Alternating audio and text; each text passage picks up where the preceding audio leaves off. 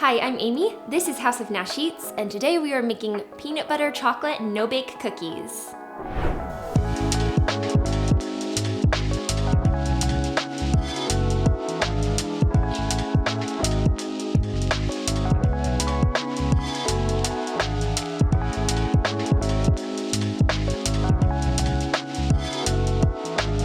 Alright, so the first thing that we're going to do before we start making these cookies is we're going to get all of our ingredients out and measure them out, because once this comes to a boil, it's going to boil for 60 seconds, and then we're going to need to add our oats and peanut butter and vanilla and salt, and you don't want to have to be grabbing them out of the cupboard and measuring them last minute. So get everything set up and let's get started.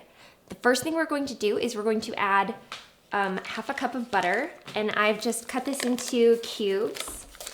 We're gonna do this in a medium saucepan, and then I've got 2 cups of sugar that I already measured out, cocoa powder, and that's 1/4 cup of cocoa powder, and I'll leave a link below to the recipe that you can print out to follow along. And then I've got some milk, and this is whole milk, but you can use low fat or 2% or whatever milk you have on hand. Okay, and now we're going to turn this on to medium heat. We don't wanna increase the heat too much. Okay, so we've got this over medium heat, and we're going to stir it all together. Now, the trick with these cookies is it takes a while for it to come to a boil, and you're going to be really tempted to rush it and increase your heat. I know I have definitely been there and done that, and that's usually when most people run into trouble with these cookies. It needs that slow rise in temperature over medium heat in order to melt the butter, melt the sugar granules so that they combine. And once this comes to a boil, it starts to bubble, and you see the bubbles not just around the edges, but it's actually bubbling through the whole thing. That's when we're going to set a timer for 60 seconds and let it cook for 60 seconds, and then turn it off and add the rest of our ingredients. So this is a recipe that's super kid-friendly and easy for them to make because you aren't using the oven. It's all done on the stovetop. Most of it is just measuring and pouring and then stirring. So kids love to help. It's also super quick, so you can throw it together after school for a treat for the kids. You can do it at night after they go to bed when you want something sweet. And it's got that like fabulous combination of peanut butter and chocolate that like everybody loves, right? I know I do. Okay, so this just came to a boil, so I'm gonna set my timer for 60 seconds and then pull this off the heat. Okay, my timer just went off. So I'm gonna turn that off and pull this off the heat.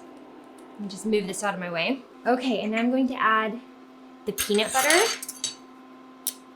And this is half a cup of creamy peanut butter, but you could totally use crunchy peanut butter or almond butter or sunflower, like sunflower seed butter, whatever it's called, or even cookie butter. If you've got an allergy, there's lots of great other substitutes that would work really well.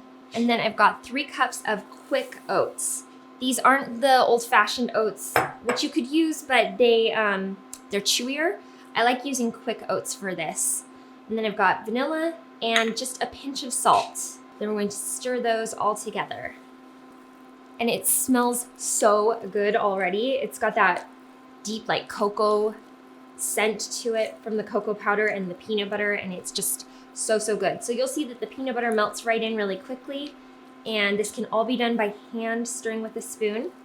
And then once that's all mixed together, we're going to grab a couple of baking sheets lined with some parchment paper or like a silicone baking mat, and we're going to spoon these onto those.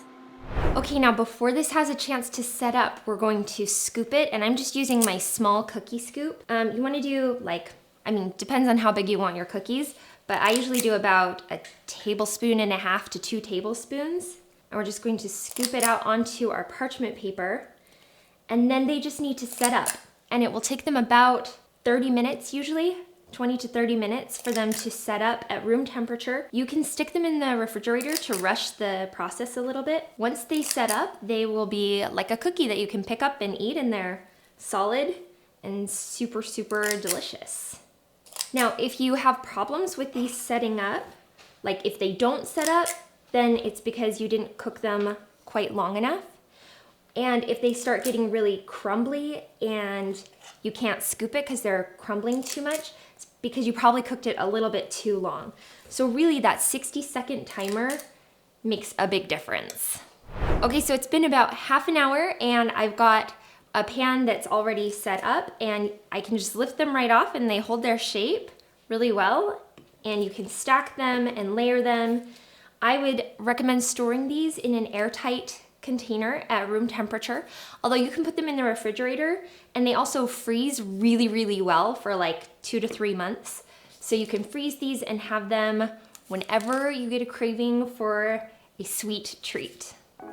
Okay, and now I get to taste one of these cookies. So these, if you've never had one, are they're chewy from the oats and like fudge. Okay, these are so good. They are chewy, but they also kind of melt in your mouth with that like combination of fudge and cookie texture with the chewy oats. They are heaven with a glass of cold milk. So good. Thanks so much for watching. I hope you guys love these no-bake cookies. Be sure to like this video and hit subscribe for more great recipes just like this.